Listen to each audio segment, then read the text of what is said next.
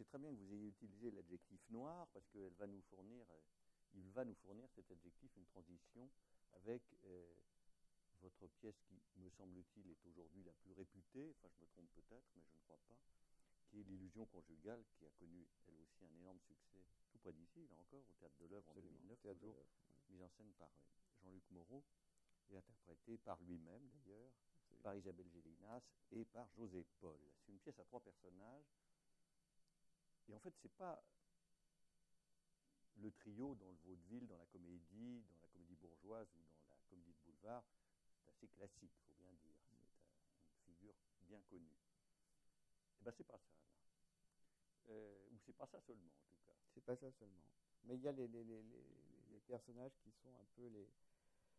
Enfin, le mari, la femme, et l'amant. L'hypothétique amant, on ne sait pas. On ne sait pas. On ne sait pas. D'ailleurs, on ne saura pas du tout. Alors là, c'est la question que pose la pièce. Ouais. C'est l'histoire d'un couple qui est, je reprends votre mot, un peu usé. Un peu usé, oui. Pas totalement. Bon, c'est plus que ça. Moins usé que dans les autres pièces. Oui. Donc capable de se parler, puisque pas usé jusqu'à la corde, et qui, l'un comme l'autre, sont amenés assez simplement, et sans que ce soit l'objet d'une dispute, d'une querelle, à essayer de faire un point, comme ils disent, de faire le point, une espèce de bilan, au fond, de ce qu'a été leur vie et de ce qu'elle est, hic et nunc, au moment où se lève le rideau. Ils sont d'assez bonne foi, et plutôt de bonne volonté, ils éprouvent un certain respect l'un pour l'autre. On n'est pas dans une situation... Mais il y a encore de l'amour, et on va le découvrir au fur et à mesure, parce que je pense qu'un couple qui s'aime souffre davantage qu'un couple qui ne s'aime plus. Oui. Ils appellent ça l'état des lieux, c'est à quoi ils vont procéder. D'ailleurs, peut-être que vous pourriez, Éric, nous lire le début. Il s'appelle d'ailleurs très opportunément Jules et Julien. Non, pardon. Je me suis trompé, je ne pense pas du tout. Ça, c'était Alain Delon et sa fille. J'anticipais quelque peu. Il s'appelle Jeanne et Maxime, pardon, et c'est Isabelle Gélinas et Jean-Luc Moreau. Je ne sais pas si on dit Gélinas ou Gélina. Gélinas. Bon. Donc Jeanne et Maxime. Un état des lieux. Maxime. Un état des lieux. Un état des lieux, oui, savoir exactement où on en est, une façon de remettre les compteurs à zéro. Les compteurs, quels compteurs? Je ne comprends pas un mot de ce que tu me racontes. Tu vois pas du tout. Non, je t'assure, j'ai beau... Non. Tu n'as pas toujours été irréprochable. Pas irréprochable, moi. Pas irréprochable, mais reprochable de quoi? Qu'est-ce que tu me reproches? Jeanne. Maxime, c'est lassant. Je le sais, tu le sais, et tu sais que je le sais. Alors, s'il te plaît, arrête avec tes airs de martien innocent. Je vis avec toi depuis suffisamment longtemps pour deviner ces choses que tu caches de plus en plus mal entre parenthèses. Je t'aime, je ne te juge pas, tu es comme tu es, je t'ai choisi, je ne reviens pas là-dessus. Je veux juste un chiffre. Tu vois, c'est pas difficile, un chiffre. Combien? Combien de quoi? Il y en a eu combien d'affaires, de coucheries, de ce que tu veux, tu appelles ça comme tu veux, combien? Ah, c'est de ça que tu parles. Oui, c'est de ça que je parle. Je suis, je sais pas, je cherche le mot, je suis combien? Consterné. Combien? Tu as entendu ce que j'ai dit? J'ai entendu que tu es consterné, d'accord. Combien? Tu tiens à savoir? Très bien, mais c'est toi qui commences. Je commence quoi? Qu'est-ce que je commence? Tu commences, tu poses une question, je te pose la même question, tu réponds, je réponds. Tu me demandes combien, je te demande combien. Tu me le demandes à moi? Mais oui, je te le demande à toi. Excuse-moi, je réfléchis de temps en temps. Si tu prends avec autant de placidité le fait que je ne sois pas irréprochable, c'est que tu n'es pas irréprochable non plus. Tu veux remettre les compteurs à zéro? Pas un compteur, les compteurs. 2 compteurs, il y a toi, il y a moi, 2 compteurs. C'est pas par hasard que tu parles de ça. D'ailleurs, tu ne dis jamais rien par hasard. Et là-dessus va s'en suivre une discussion, un marchandage, où chacun va avouer le nombre d'infidélités qu'ils ont eues pendant leur mariage. Ouais. Voilà. Et donc, dans cette histoire, lui va avouer en 20 ans, une douzaine d'aventures, mais d'aventures extrêmement fugaces, light. Oui, c'est ce que disent les bons hommes. Ça. Voilà. D'ailleurs, il ne s'en souvient même plus. Il ne se souvient même pas des noms. Et elle va en avouer une. Et là, évidemment, c'est terrible pour lui parce que ça veut dire que ça a compté. Voilà. Et à partir de là, il va y avoir cette enquête policière pour savoir qui est et arrive opportunément ou pas le meilleur ami. Et là, il y a entre Maxime et le meilleur ami une espèce d'enquête policière pour savoir si c'est lui ou pas. On ne le saura pas. Alors à la fin, on s'est beaucoup posé la question avec Jean-Luc de savoir s'il fallait donner une vérité ou pas. On a pris le pari de rester ambigu, et finalement, je crois qu'on a eu raison, puisque finalement, ça n'a pas manqué au public, puisque la pièce a été très bien reçue. Oui. C'est assez inquiétant tout ça. D'ailleurs, le ton monte. Hein. Non, c'est vrai, c'est très troublant qu'il n'y ait pas de résolution, parce que lui avoue un certain nombre oui, effectivement, de passades, disons. Elle reconnaît qu'elle a eu un lien très fort et parallèle. Ils entrent d'ailleurs assez non pas dans un détail qui serait déplacé et graveleux, pas du tout, mais elle raconte très bien, vous lui faites raconter très bien ce qu'a été ce lien, qui n'est pas simplement un lien d'ordre charnel, c'est une vraie deuxième histoire d'amour. Et évidemment, lui le vit mal. Moi, ça m'a fait penser à certaines des pièces du garçon qui vous a précédé ici, qui est Florian Zeller, parce que il m'a semblé qu'on n'était pas très loin, ni du point de vue du style, ni du point de vue de l'intrigue, de certaines des choses qu'il a pu écrire. Oui. Et puis par ailleurs, pour sortir complètement de ce type de théâtre, en tout cas d'écriture dramatique, je me souviens très bien de au moins 2 pièces de Yasmina Reza dans lesquelles il y a comme ça le non-dit. Oui. C'est-à-dire le non-dit qui fait avancer l'intrigue dramatique. La non-résolution, la non-réponse aux questions. Et alors, c'est une pièce que j'ai lue plusieurs fois. Non pas qu'elle soit difficile à comprendre, c'est l'inverse, elle est complètement limpide. Mais ce qui est intéressant de voir chez vous, c'est comment ça avance. Vous avez parlé de votre métier de scénariste, de la nécessité de raconter une histoire. Résumer l'illusion conjugale, il faut une phrase d'une ligne. Oui. Bon, ce n'est pas une pièce, ça.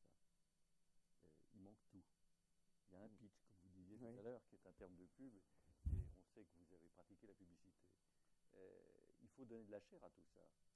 Quand vous avez écrit ça, vous saviez déjà qui allait jouer l'illusion conjugale? Non, c'est une pièce que j'ai écrite.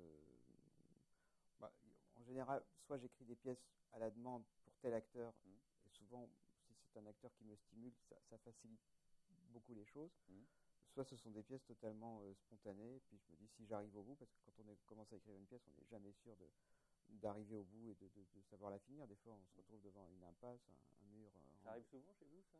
Ça m'est arrivé souvent, oui, ça continue à m'arriver, même de plus en plus.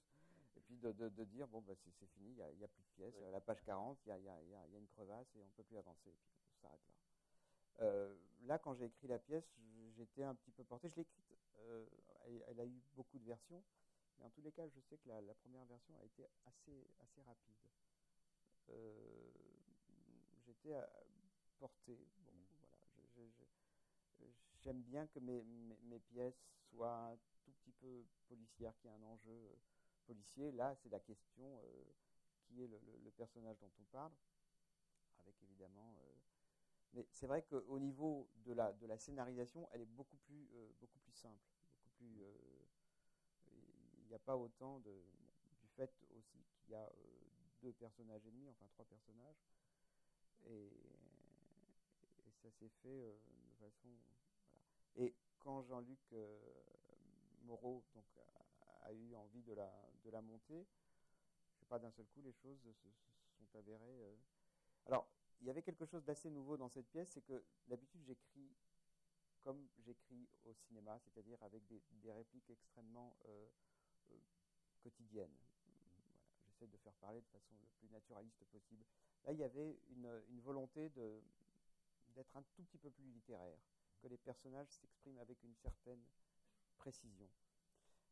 Et alors, je vais vous dire quelque chose. J'ai revu, il n'y a pas très longtemps, une pièce de Nathalie Sarraute qui s'appelle « Pour un oui, pour un non ». Voilà. Et je l'avais vue il y a plusieurs années, et quand je l'ai revue d'un seul coup, j'ai compris que certaines choses me venaient de cette pièce-là. C'est quelque chose qui m'a énormément influencé, et qui n'a pas influencé que moi. Je pense que Yasmina Reza, je crois qu'elle a été très influencée par... c'est très... Voilà. D'une certaine manière, c'en est là, sinon la continuité. En tout cas, il y a une parenté évidente. Oui, il y a une parenté très nette. Voilà. Il y a un truc qui m'a paru très fort, je dois dire, du point de vue de la dramaturgie, strictement, c'est le 3e personnage. dont rien ne nous dit qu'il soit effectivement l'amant de longue date de l'épouse. C'est l'ami de la famille, mais on ne sait pas. Mais on ne sait pas. Peut-être ou pas. Et nous n'avons aucun moyen de le déceler dans ce que vous écrivez. Au contraire, on voit que vous avez pris soin de ne pas nous mettre sur une fausse piste. Alors, c'est souvent le propos du théâtre, que de nous égarer. Bien sûr, de nous égarer. Là, pas du tout. Pas du tout. On ne sait pas. Et puis finalement, on se contente de ce point d'interrogation. C'était un pari risqué. Je ne sais pas ce qu'en pense le metteur en scène qui est là. Le fait de je t'ai réveillé. Mais le fait de ne pas... On s'est posé la question, mais vraiment avec beaucoup d'inquiétude, de se dire est-ce qu'on répond à la question ou pas. Et d'ailleurs, je vais vous dire, on m'a proposé de jouer cette pièce à l'étranger, avec pour certains pays, enfin bon, ça s'est joué dans beaucoup de pays, mais là, je crois que c'est dans un pays anglo-saxon, je crois que c'est en Angleterre, aux États-Unis, je ne sais pas. Ils ont dit, on serait éventuellement intéressé par la pièce à condition que l'auteur accepte de répondre à la question finale. Ah oui, ça ne m'étonne pas du tout. Voilà. Et je me suis empressé de dire oui. Et donc j'attends la suite. J'ai fait savoir que j'étais d'accord. Ah d'accord. Il faudra nous dire, hein, parce que ça change tout. Ah oui, ça change tout. Oui, ça change tout. Bon, moins sophistiqué, vous en conviendrez, le technicien. Absolument. Bon. Palais Royal 2011, toujours Jean-Luc Moreau. Bon. Roland Giraud, Maïké Janssen. Ça, c'est vraiment un vaudeville, alors, pour le coup. Oui. Revendiqué comme tel, d'ailleurs. Et il faut le dire, à certains moments, je ris comme un crétin, mais parce que vous ne savez pas pourquoi encore, mais vous allez tout de suite comprendre. Bon. On va lire le début, parce que c'est marrant de penser qu'Éric Assous, qui a écrit donc L'illusion conjugale, et quelques autres pièces, il est aussi susceptible d'écrire ceci. Il n'y a pas de jugement de valeur, c'est simplement, vous allez voir le style, la problématique, le pitch. Première partie. Séverine est une femme chic, chef d'entreprise qui dirige une maison d'édition. Rien de plus noble. Elle est à son bureau et téléphone sur un ton mondain avec un interlocuteur qui paraît important. Polie, respectueuse, ménageant son correspondant alors qu'elle n'a qu'une envie, c'est de lui raccrocher au nez. Allô, allô, Mathias, comment allez-vous? Comité de lecture, pas pour vous, mon cher. Je vous lis directement. Les amis ne passent pas par le comité de lecture. D'ailleurs, j'étais très impatiente de découvrir votre manuscrit. Dès que je l'ai reçu, je me suis dit, ah, mon Dieu, vite, vite. J'ai mis 6 mois parce que vous savez ce que c'est. Toujours un détail à régler. On gaspille sa vie à régler une multitude de détails sans intérêt et on passe à côté de l'essentiel. Célia, son assistante, 28 ans, rentre dans le bureau. Attendez, Mathias, ne quittez pas, je vous reprends tout de suite. Ah, Célia. J'ai l'autre emmerdeur au bout du fil, le petit copain du Renaudot qui arrête pas de me persécuter. Ça vaut quoi sa prose? Célia d'un pouce, désignant plusieurs fois le sol, lui répond Cata. Pardon, Mathias. Comme je vous le disais donc, j'ai lu, j'ai relu, relu, et franchement, je trouve ça très bien. Un ton, un esprit, une langue. Je me suis dit, mais comment fait-il? Comment fait-il? Je suis toujours fasciné par le talent. Le sujet? Non, le sujet... attendez 2 secondes. Elle bâillonne l'appareil, interroge tout bas Célia. Ça parle de quoi? Célia, bandissant de manuscrit. C'est une histoire de cul entre un homme et une chèvre. Séverine. Ah ben, je pense que ça va être facile. Oui, écoutez, d'abord, j'aime beaucoup le titre. Biquette. Oui, c'est sympathique. C'est vendeur. Et puis surtout, on ne devine pas tout de suite que c'est un animal. Très original pour une chèvre. Puis on reconnaît une patte. Les passages sexuels un peu poussés? Oh non, non, je n'ai pas trouvé. Non, non. La scène, quand votre personnage couche avec 3 chèvres en même temps, ça ne m'a pas choqué, quand on aime les chèvres. Non, justement, je vais vous dire, c'est un peu ça qui m'a manqué, l'audace. Non, pas assez, mon cher Mathias. Et franchement, ce n'est pas si audacieux que ça. Aujourd'hui, dès qu'il s'agit de sexe, rien n'étonne plus personne. D'autant plus que c'est une chèvre, tout ce qu'il y a de plus normal. Si j'ai bien lu, c'est une chèvre classique. Elle est nymphomane, oui, c'est vrai, mais en même temps, elle est... Oh, c'est lui qui va me rendre chèvre. Elle est majeure, hein. Peut-être avec une chèvre mineure, une petite chèvre qui entre à peine dans l'adolescence. L'histoire aurait été plus sulfureuse. Ça pourrait être une sorte de Lolita des alpages. Oui, je dis n'importe quoi. Ne quittez pas. Vous voyez que Ah, on n'est plus tout à fait dans la problématique de l'illusion conjugale. Non, absolument pas. Non, Oui. non, là, on était, là Oui. encore une fois, c'était une commande. Ah oui, Et de voilà, Roland Giraud de et Roland Michael Giraud Janssen, ouais. et de, Ouais, et de sa femme, donc, oui. et donc, il fallait que ce soit, je dirais, drôle tout de suite. On est dans un vrai vaudeville. Et voilà. Oui, alors d'ailleurs, il y a effectivement tous les ingrédients, puisque je parlais tout à l'heure des armoires et des portes qui claquent. Il y a dans la maison d'édition une espèce de directeur administratif, un jeune type, plutôt beau gars d'ailleurs, hein, bon, la patronne n'est pas complètement indifférente à son charme. En fait, ils sont, en deux mots, l'histoire, c'est un type qui a vécu avec la patronne. Ils ont divorcé, il revient, c'était un homme flamboyant, homme d'affaires assez méchant. Et puis il revient, il a tout perdu, il n'a plus d'argent et il lui demande du travail, voilà, de l'engager. Comme technicien de surface. En fait, il lui demande un emploi de comptable. Elle lui dit, j'ai déjà un comptable, mais si vraiment tu as besoin de travailler, je vais te prendre comme boniche. Et donc elle l'humilie pendant toute la pièce où il est obligé de passer le balai, l'aspirateur, etc. Et en fait, il se trouve que lui n'a pas du tout perdu, mais il veut reconquérir sa femme, et il se dit que la seule façon de la reconquérir, c'est pas de revenir avec tout l'argent, parce que ça a toujours été un homme très riche, mais de revenir très humblement. Oui. Et voilà. Et elle, entre-temps, a refait sa vie avec le directeur financier. Oui, lequel directeur financier regarde avec concupiscence la jeune secrétaire en question, qui l'enfile, pardonnez-moi l'expression, dès qu'elle a, si je puis dire, le dos tourné, la patronne. Bon. N'entrons pas dans des détails qui seraient vite scabreux et passons aux conjoints. Alors, les conjoints, je l'ai lu, c'est une pièce, semble-t-il, de 2011, en tout cas, c'est ce qui figure sur le copyright. Est-ce que ça a été joué, cette pièce? Parce que ça, j'aurais pu vous poser la question, mais je ne voulais pas qu'on commence à s'entretenir trop, parce qu'on aurait fait ce que nous sommes en train de faire par avance, et ce n'était pas bien. C'est pour ça que je vous pose la question maintenant. Oui, la pièce a été jouée, elle a été montée par Jean-Luc Moreau, jouée par Jean-Luc Moreau. Pardon? Il a tout joué, c'est effrayant. Il a tout joué, il est partout. Et c'est pas fini. Hein, bon. Et Anne Loiret, pardon, oui, voilà. Anne-Sophie Germanaz, et il y avait un quatrième personnage. À José Paul, qu'on a déjà vu. Voilà, qui était d'ailleurs dans l'illusion conjugale. Qui joue le troisième, enfin, le copain. Voilà. Oui. Et c'est une pièce qui était un peu dans la veine de l'illusion conjugale, mais qui présentait une chronologie un petit peu anarchique. Oui, et puis alors là, il y a, comme souvent chez vous, les couples ont une longue histoire, parce que on fait souvent référence à une vie commune qui a commencé longtemps avant que le rideau ne se lève. Et là, la question, c'est de savoir si quand un couple divorce, les couples amis doivent choisir l'ex-mari ou l'ex-femme. Absolument. Ça commence comme ça. Ça veut dire que, effectivement, quand on est ami avec un couple et que le couple divorce, il faut choisir son camp. C'est très difficile de rester neutre. Ouais. Et c'est une pièce aussi sur une problématique que j'avais très peu abordée, voire pas, sur l'argent. Parce qu'il y a un personnage. Une scène incroyable avec l'argent là-dedans. Racontez-nous ça. En fait, c'est incroyable. C'est un homme dont le mariage bat de l'aile depuis plusieurs années. Et puis un jour, il se trouve à la tête d'une très très forte somme puisqu'il a gagné au loto. Et cet argent va complètement modifier son existence, va lui donner tous les pouvoirs. Et voilà, sans en dévoiler plus, c'était quelque chose d'assez important dans l'intrigue.